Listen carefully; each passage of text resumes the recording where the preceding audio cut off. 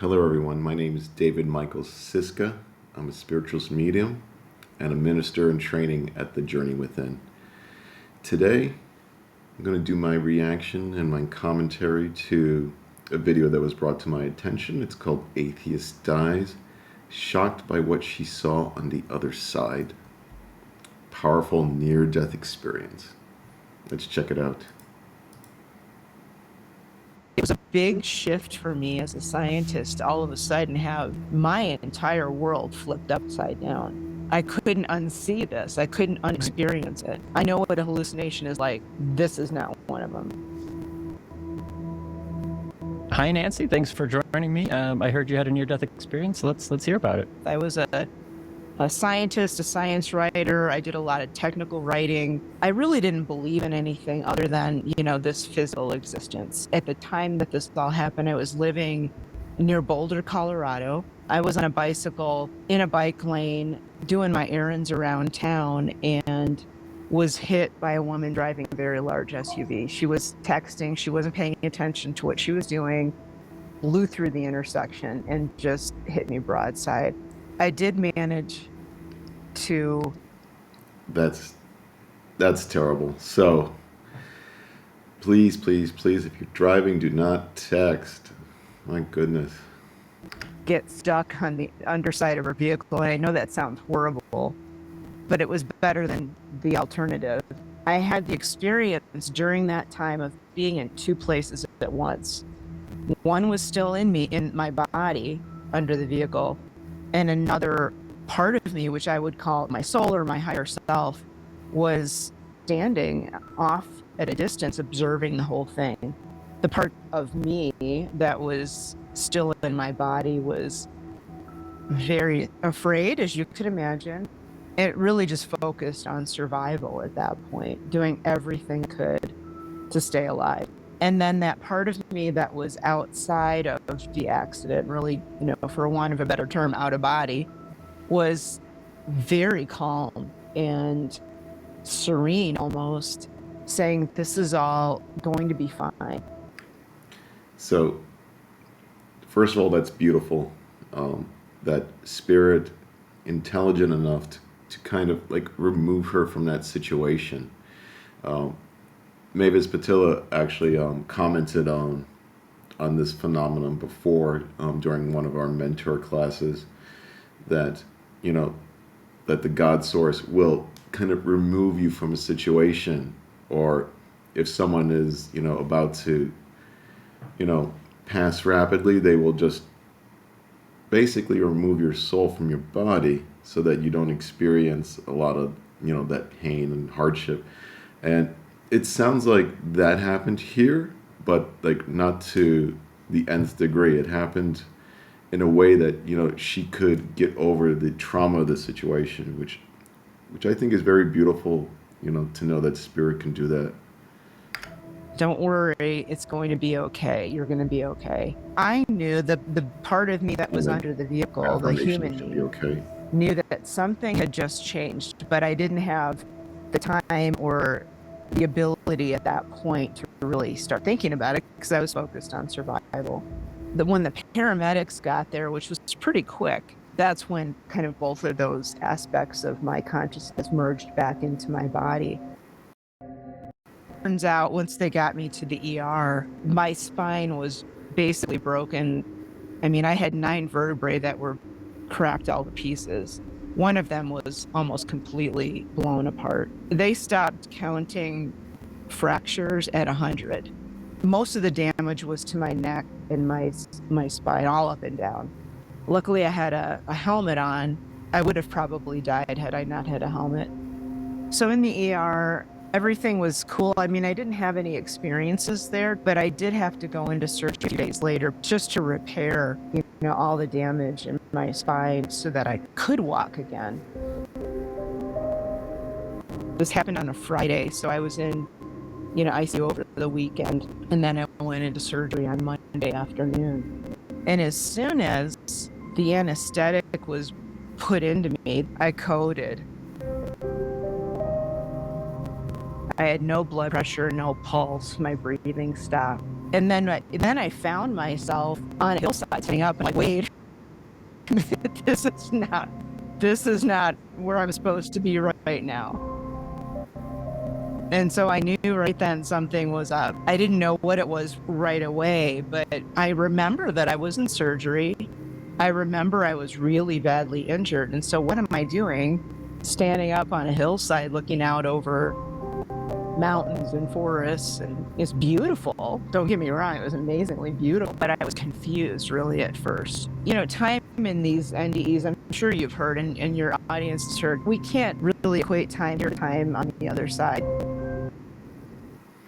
So I think this is, beautiful in its own way. She's basically in the spirit world. Her soul's in the spirit world while her physical body is struggling and pretty much dying right now. And, she's right about time being different. Seconds there, I mean, hours there could be like seconds here. So time really doesn't have the same sort of meaning in the spirit world that it does here. But I think it's beautiful that, Spirit had brought her to this like serene, peaceful imagery while she was going through all this traumatic event in the hospital. So it's hard to know how long I was really in that state, but it seemed like a long time. And after a little while, a couple of things started to occur to me. I started to notice that I was feeling almost like an energy coming into me, but it wasn't like heat or sound or anything like that. Somehow I knew that it was the energy of divine love. And I don't know how I knew that. It felt peaceful and calming and loving and accepting. And that's when I kind of did an internal double take, like, wait. Yeah, so this feeling of being at peace and being surrounded by love, this is very typical from a lot of people that I've talked to, a lot of experiences that people have shared, that, once you transition to spirit, that you're surrounded by this feeling of love and acceptance. And what a more beautiful way to be welcomed home, essentially. Wait a minute, my background as a kid told me that I wouldn't have any chance at all of going to a happy afterlife. That wasn't, for somebody who was a non-believer, that wasn't in the cards. And what I was starting to feel was acceptance for who I was and love, and kind of a welcoming presence was there. It was almost like it was really like being cradled or hugged, but very gently, with full knowledge of who I was and that I had, we all screw up in our lives, but that I was still welcomed and accepted. And then I began to wonder, like, whoa, wait a minute, this isn't right. When I began to wonder if I had died on the operating table. I was still that analytical about the whole thing. As a scientist, here I am still trying to analyze what was going on. And that seemed like a really strong possibility. And then the second thought was, well, wait a minute, if I had died, why am I here with this loving presence, with all of this love and acceptance? Because I was told that I would not go to any place happy. So to comment a little bit about, how she's brought up in traditional religion and kind of made to think that, she's not going to go anywhere good, this reaffirms, that those sort of, say, darker type of places that are described by traditional dogma just don't exist, okay? That once we do pass to spirit, we're basically in God's love at that point, okay? And yeah, we may do good or bad on this earth and we will review it, but, there's no eternal flames or anything like that. So, what our belief is validated by, her experience here. So I think that's very powerful. I didn't voice that out loud. That was really an internal wondering. Like, we have a thought, we wonder about it. the answer came from outside everywhere. I can't say that it was a male voice or a female voice, but it was very powerful. But that voice said, "This is your home. You are a part of me. You're a kind of a child," was the implication. You're a part of me. You're part of this. This is a part of spirit, a part of God, the God source. So yeah, it's basically welcoming you home. realm. This is your home.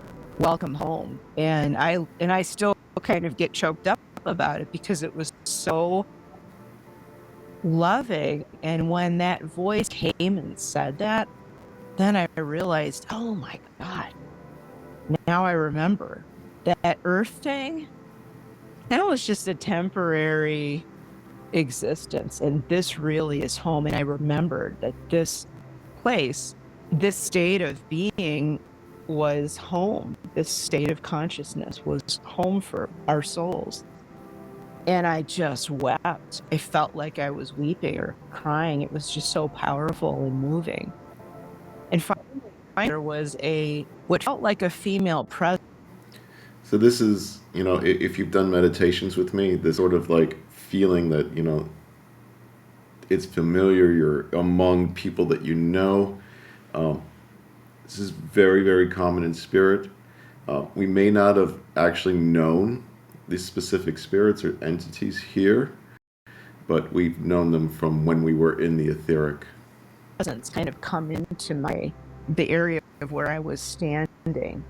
It was really hard for me to get a clear view of her face, sort of a little fuzzy, but she gave me this big, amazing hug and told me that she was going to teach me what I needed to know in order to go back to my life on earth and make it one that was worth living. I mean, So here it seems that she's greeted by one of her spirit guides, probably her master guide at this point. And they're going through, what can we learn from this? What can we learn from this experience? And you're not done yet, kind of thing, right? So very, very powerful, very, very interesting. At the point that I had gone into this NDE, I was relatively unhappy. But she said, the point of this is that I want you to go back, or we want you to go back and have a loving, happy existence and help other people in your family learn to love, to be loved, to experience love, to share, to really live in a loving and compassionate way. That was really why she was helping me. And first, when she said to go back to your life on earth, I really did not want to go. It's kind of funny because I sort of pitched a fit. At that point, it was like I was a 2-year-old having a temper tantrum. Not quite that bad, not rolling on the ground, but I was not happy about the idea of being back. But she said, well, you've already agreed to go back. That was part of your plan when you chose this life that you're in right now as Nancy. And that's true. We're here to learn as souls. This is pretty much our classroom. This is our education for our soul. And we can choose our path here. So she needs to go back to realize, her soul's purpose. And this master guide that she encountered is facilitating that process. She should ask her name. I said, well, I sort of said, I really don't remember that part. So she showed me what that looked like. It was almost like a video. It was more than that, but the closest I can come is like a big video in the air in front of me of her observing me with, I guess you could call them the angels and maybe God as well, or that divine presence, kind of agreeing to some of the things that I wanted to do and experience, but also how I wanted to serve. What I had agreed to was to be basically an atheist. I wanted to experience that turning away from the divine presence for a while. but then I wanted to re-enter it, I wanted to come back. And I had made this deal that there were 3 or 4 points in my life, my earlier life, where I had the opportunity to make that shift back to being a spiritual person. And I missed them all. And this was sort of the end point. If I didn't change back to being a spiritual person at point A, B, or C, that would have to have kind of a big wake-up call. And that's what this was that wake-up call, because I had missed those other opportunities. So Right. So because she missed all the signs and signals for her soul's purpose, she was sent a wake-up call. It's just very unfortunate it had to take the form of being run over by a car or a truck.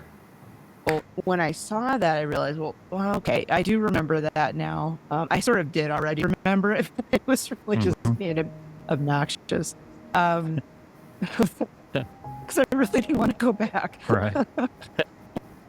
It's hard here. It's really hard here. And it's so much different. It's different over on the other side. It's, it is better in some ways. We don't get to experience the same things as here, but there's a lot less that gets in your way, and it's easier to certain things. So I really didn't want to come back here. So anyway, when she showed me that video, I just decided, okay, well, I'll just go along with this for now and see what happens. And I'll learn from this woman. If I was to put that time in here on Earth, learning the things that I did with her, it would probably take a good couple of months. I'm not going to go into all of that detail here, because it's in my book and in my blog, and people can take their time and read it in detail. So I'll go over some of the highlights. Some of the super powerful parts of it, though, really made a huge impact on me. There was one part, I don't talk a lot about it in these interviews, so I do want to highlight it here. It was like I was in this holographic kind of experience where I was trying to wrap my head around what my path in life was supposed to be. So she had me standing on a big prairie or something like that. It was a big open area. And all of a sudden around me, again, this big map, like an old-fashioned, map, but it was just all around me. But it wasn't a map of Earth. It was a map of my life, showing kind of in real time all the different paths that I could have taken, in little areas where if I had done this, here's where it would have gone. And part of that whole teaching was that there isn't necessarily one right path through your life. You can make adjustments. There are many, many, many ways to work through a life.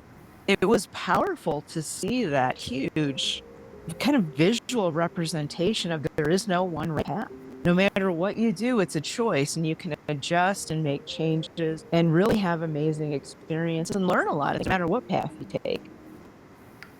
That's definitely the point, to learn as we go. No matter what path we chose, whatever decisions that we go down, whatever doors that we open, to make sure that we do the best we can and to learn from it. But what an amazing experience to see it all put out as a map in front of you. The biggest one that I really like to talk about, it was my life review.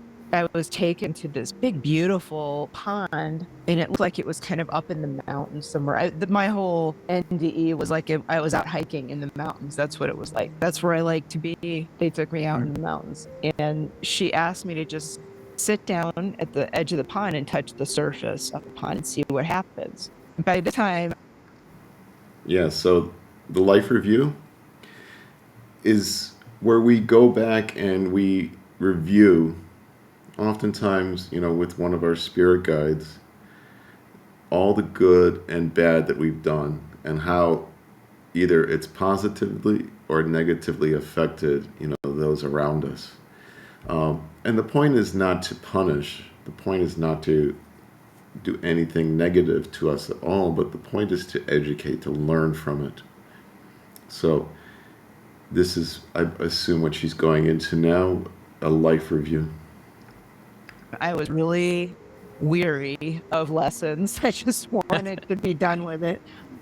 And because it seemed like forever. This was actually one of the last lessons that I had.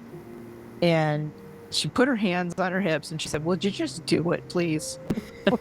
I did. I reached out and just tapped the surface of the water and just sat back and watched. And there were many lessons in this. So we'll talk a little about these. But on top of all of those little ripples all across the surface of the pond, when I looked out there, it was my life. All these little different like videos were moments of my life. And when I looked at one of those little video moments, I got sucked back into it. It was very weird and very cool at the same time. I got to re-experience that moment, whatever that was. So one of them was when I was a teenager, and I had said something to intentionally hurt my younger sister. You know, siblings can be nasty to each other. And honestly, I was at that time. I was really nasty to her. And I said something very hurtful, very intentionally. And she didn't appear to react outwardly. But during this little life review, not only could I see and experience myself saying that again, I also got to feel what she was feeling. And it was horrifying to me. And it's still, it still chokes me up like, oh my God, I can't believe how horrible she felt and I was the cause of it. And that experience was the catalyst for me to change my entire life. Because we don't live on this planet by ourselves. Everything that we do and say has an effect on other people, whether we want to admit it or not. And when you feel how you make someone else feel, it can really give you a completely different view on the nature of compassion. Yeah, so always be kind to all those around you. It's definitely like she said, like, it can ripple from one person to the next. So, as we go through, our experiences here, just make sure to be as positive and uplifting as you can. It really will make a difference. Now, to balance that out, because I was feeling really horrible when I saw that, here's a time when you did something that was helpful for someone. It was a clerk at a grocery store at Christmas. I tell the story a lot. It really moved me when I was able to feel how good she felt when I told her she was doing an amazing job on a really busy day and having to put up with abusive customers. Not me that day, but I felt how grateful she was and how much that lifted her spirits. And when she went home that night, she was able to bring a better outlook on life to her kids and her family. So little things like that really have an impact on other people. The whole thing really, for me, was about love. Everything that I learned, it always came back to love, compassion, and kindness.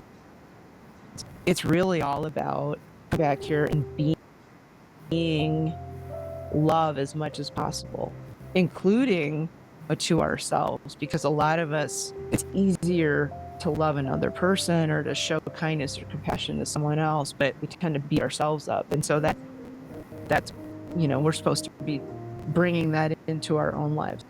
I think that's a really great point too. Not only should we be kind and, give love to others to uplift them, but also to ourselves. Let us not forget that we are souls too, that we do need that upliftment, that we do need that encouragement as well. And to set those beautiful positive intentions on yourself, it's absolutely what we need to do. So, it's like I've said before in my lives, do not put anything negative on yourself. Do not think negatively of yourself. Think of yourself in a positive way. Okay? Well, if you can't do anything else, be grateful. That's a form of love. It's a form of appreciation. It really strengthens those spiritually energetic bonds that we all have, even if we don't say anything with our mouths or speak it or our actions, just our energy alone, if we're bringing love into a situation, that energy of our own internal love can really change a situation, even if we don't say anything. So energy is powerful because we here are all energy. We're all based on energy, even though it doesn't seem like it. We really are. I did have one last thing that my teacher helped me with before she sent me back. She gave me energy healing because she knew that my body when I woke up would be in a lot of pain and it would take a long time to heal. I was really afraid to go back into my body because I knew how badly broken it was. Like, it wasn't clear whether I was going to ever be able to walk again. I was terrified about that. And I was also afraid of the pain, I'm kind of a wimp. So I didn't want to feel all that pain. And so she gave me what I would call an energy healing over parts of my body that would be the most painful. And then sent me back, and I woke up in the recovery room.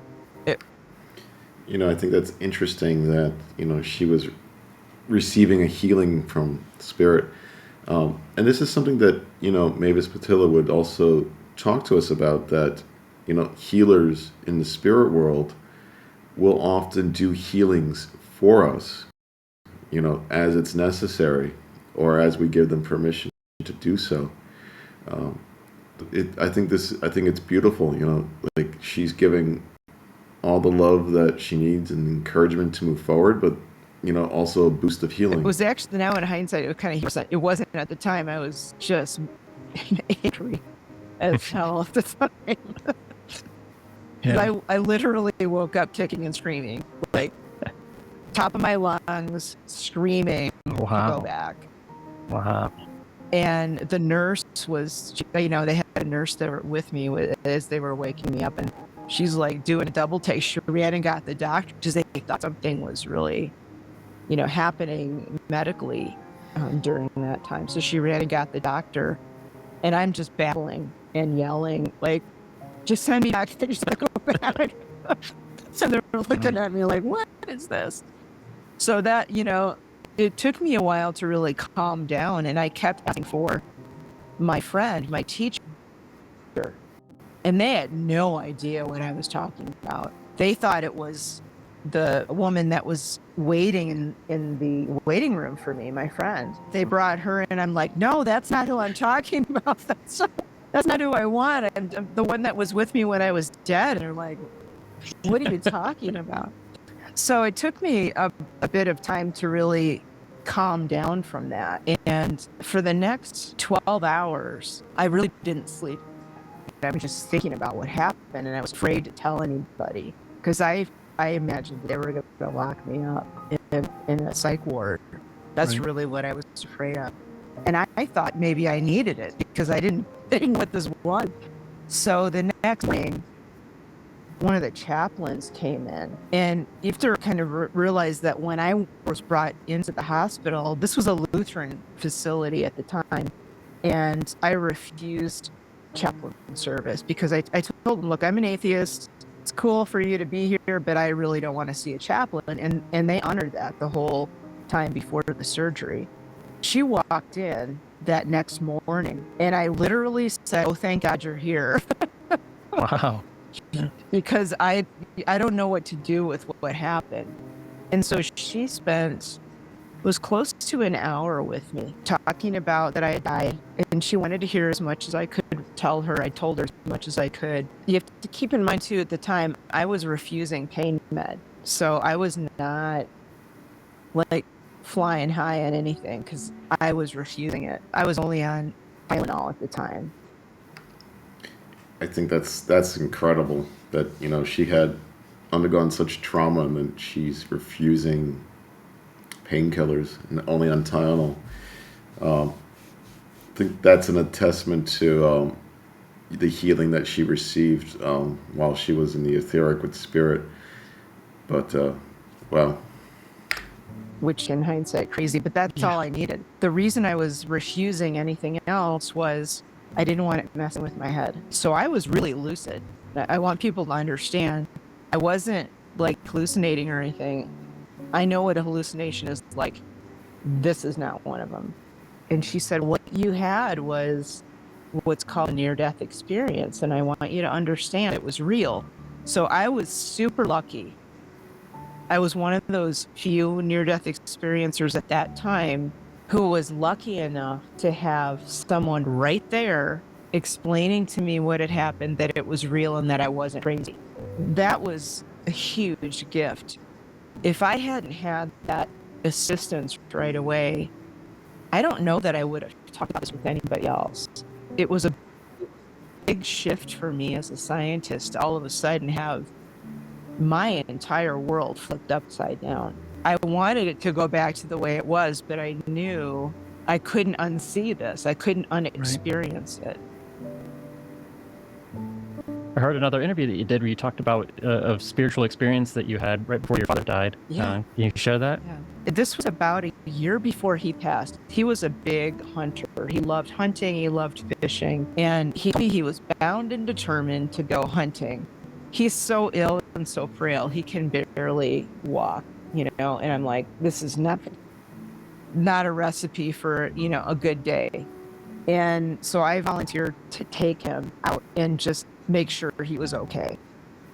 He was out hunting. So I drove over to his home the day before, and I actually, through all that time, I was a meditator. I wasn't doing it for spiritual reasons. I was doing it to learn how to calm down because I was so anxious all the time. When I got over there in the evening, I was really feeling agitated. And so I went into, the guest bedroom and just meditated for quite a while. All of a sudden, I wasn't me anymore. Like I was viewing someone else's life. And it was a young man named Sidney, Sidney. I was sort of like looking out of Sidney's eyes. He was 18 or 19 at the time, and he was standing with a small group of other young men the same age, and one of them was my dad.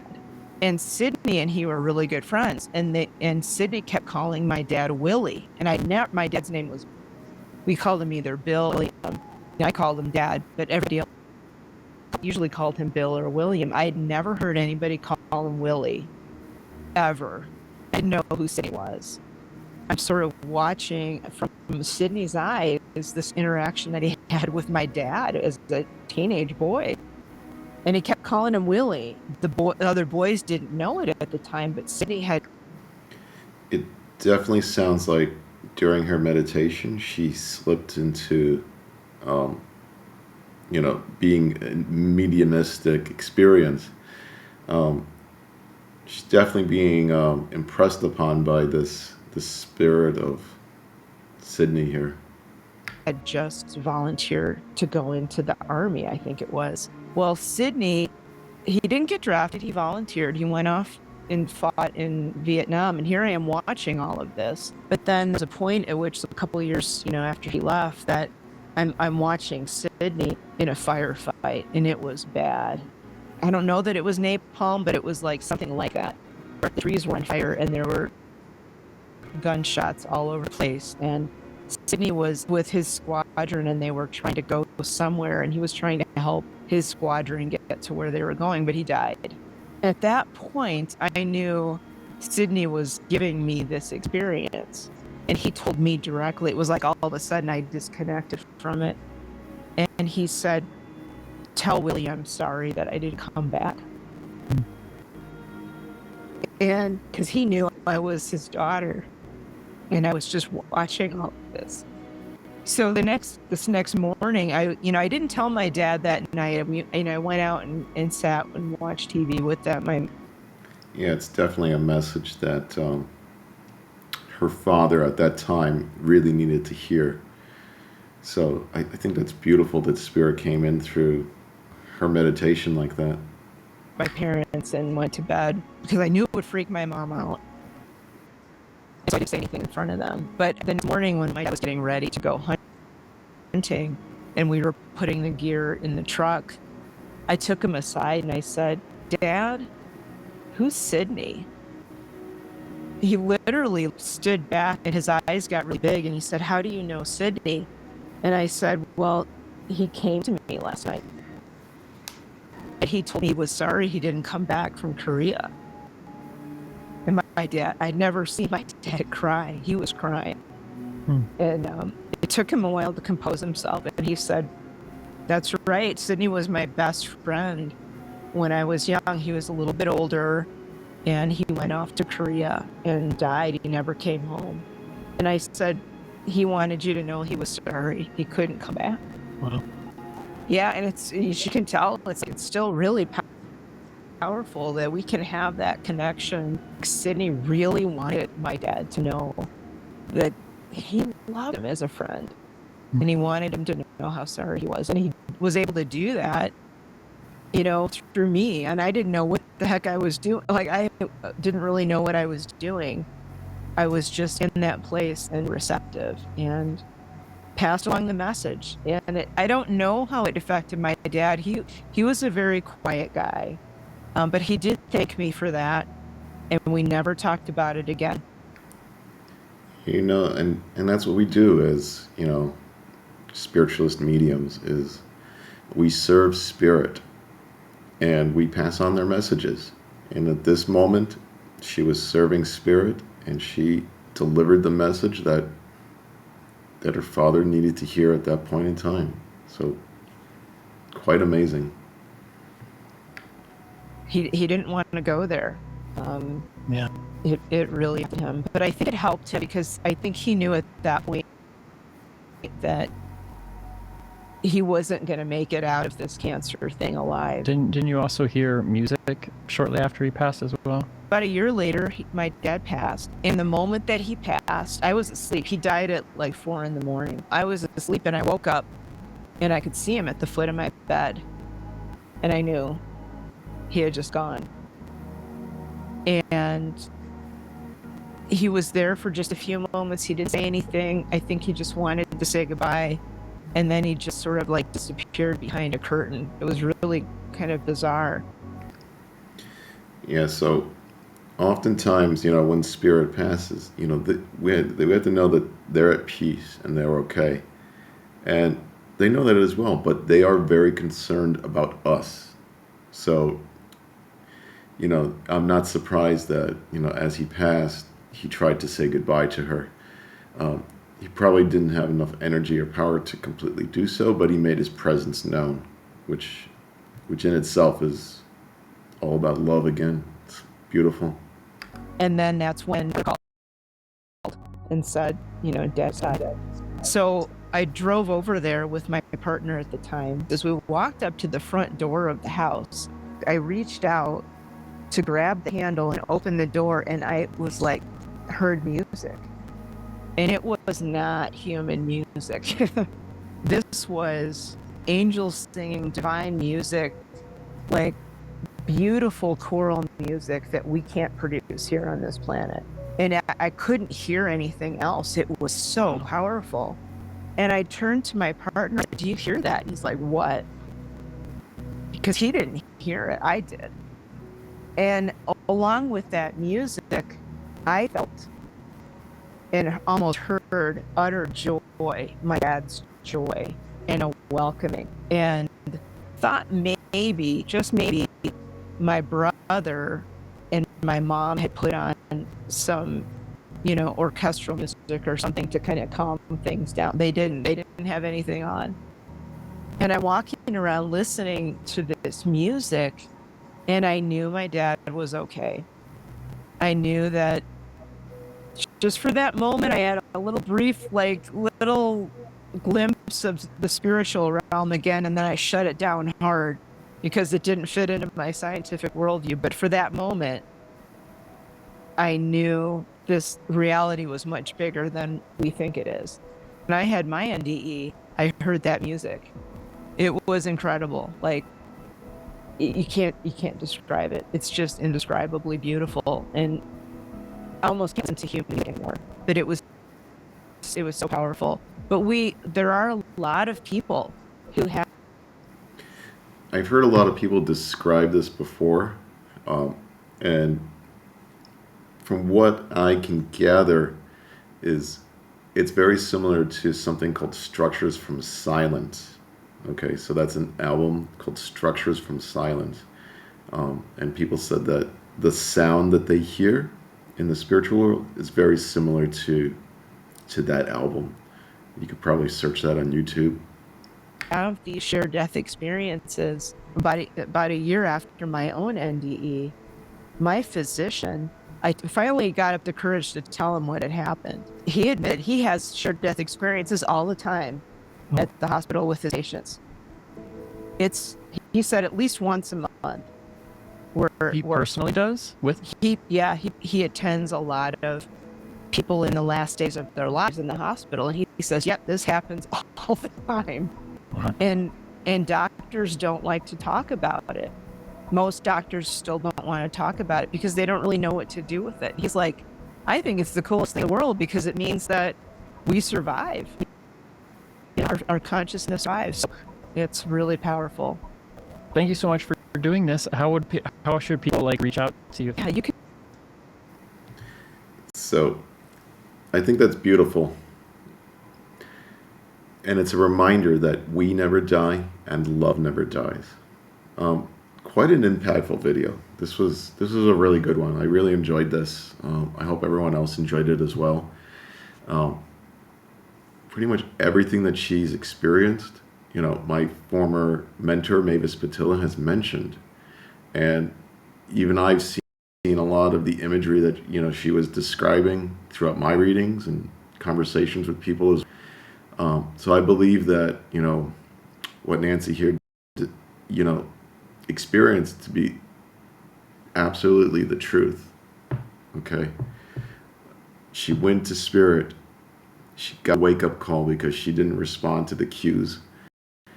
And she ultimately changed her life's course. She also seems to be really mediumistic, even if she doesn't want to be. She definitely could be if she explored that. Overall, an amazing experience. So I hope everyone enjoyed that, and I'll see you all in for another video. Take care, everyone.